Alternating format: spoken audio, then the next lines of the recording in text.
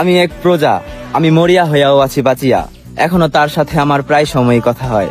আমি যখন তাকে জিজ্ঞেস করি যে কি এমন কমতি ছিল আমার, যার কারণে আমাকে রেখে অন্য কাউকে বিয়ে করতে হলো তোমার, তখন সে আমায় জবাবে বলে, আমি অন্য কাউকে বিয়ে করে নিয়েছি তো কি হয়েছে, আমি এখনো তোমাকেই ভালোবাসি। এখনো প্রতি রাতে আমার স্বামী আমাকে যতবারই স্পর্শ করে, আমি ঠিক ততবারই তার জায়গায় তোমায় অনুভব করি। আর আমি তখন একজন প্রজা হয়ে লজ্জায় রাজাকে নালিশ করতে পারি না যে আবার কেমন ভালোবাসা, আপনিই বলেন মহারাজা। ভালোবাসা তাদের জন্যই সুন্দর যারা শত বাধার পরেও একজনের প্রতি আসক্ত থাকে। সব মেনেও নিলাম, মনেও রাখলাম, তোমাকে অভিশাপে অভিশপ্ত না করে তোমাকে দোয়াতে রাখলাম, সুখী হও তুমি।